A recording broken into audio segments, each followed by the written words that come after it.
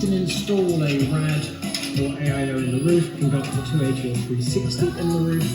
If you choose, you could move those two fans out to the side position, put them on the roof and then put a 240 AIO on the side.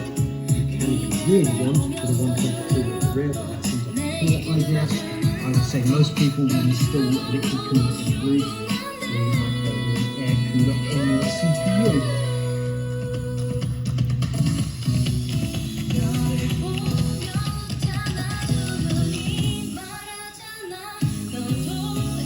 We have the ability to remove these parts here. Screws.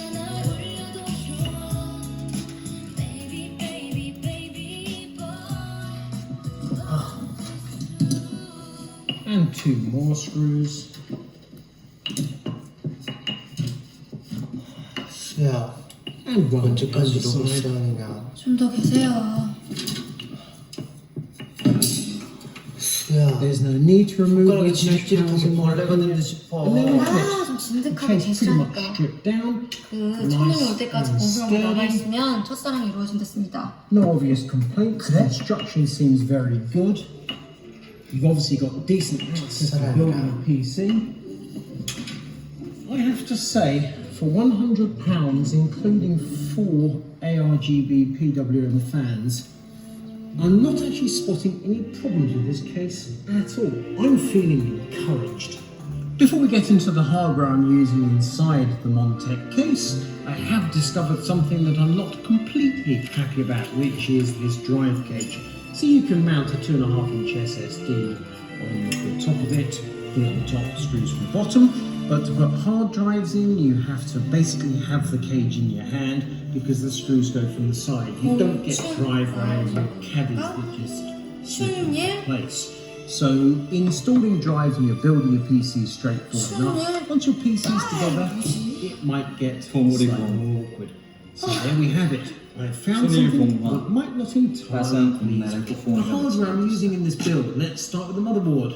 It is this MSI MPG Z790 Carbon Wi-Fi.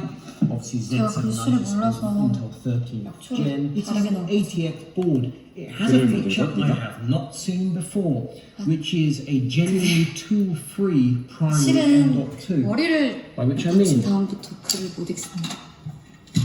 the heatsink is retained 그럼 with this 내가 전에 알려준 C는 spring-loaded clip, so you don't even have a screw retaining one end of it.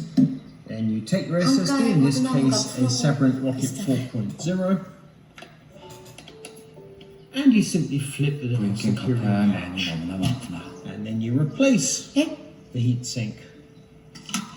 하도 만나기 힘들어 이제 서신을 쓸까 했는데 글을 못 읽는다니. And you will note that the central mounting 걱정 마세요.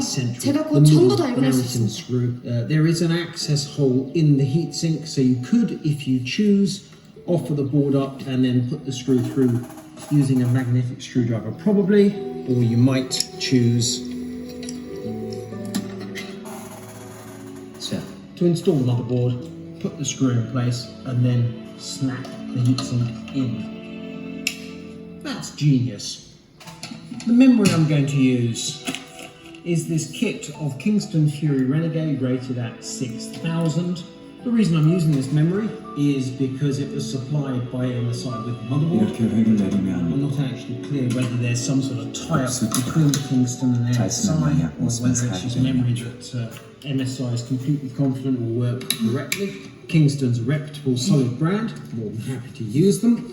So there we go, there's the motherboard assembly. The processor is a Core i5-13600K, a decent processor, but not the most ludicrously toasty processor. And then we offer the motherboard up. And we can see it fits in nicely beside those two side-mounted fans, and there's heaps of space towards the front of the case. So I'm going to screw that in place, and then we'll take the next step, which is to check out the cable management grommets. This, as I say, is an ATX board, 244mm wide.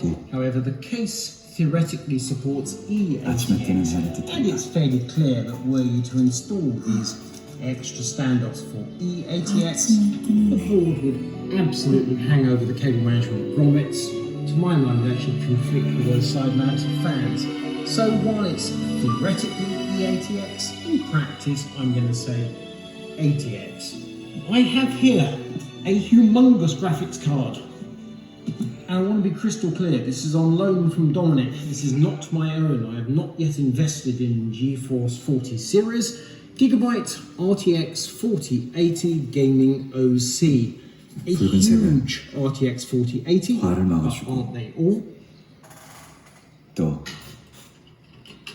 깊은 인연을 뜻하기도 한다.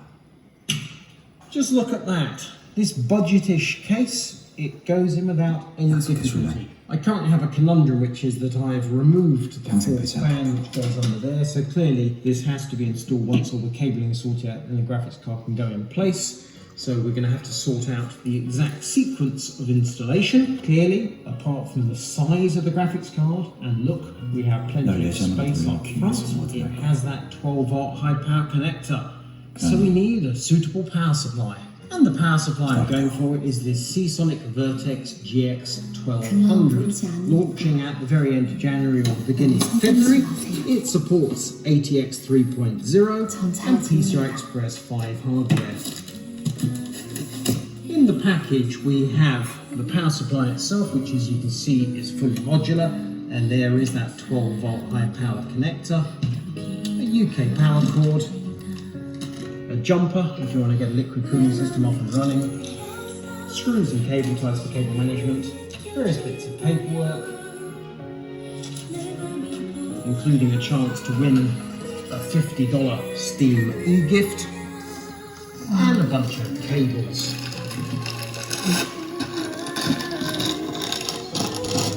Rather niftily, they are individual stranded cables rather than the chunky old licorice types. And here we have the all-important 12-volt high power rated at 600 watts. Happy to see that from Seasonic. Vertex is going to come out in 3 versions initially, all gold rated.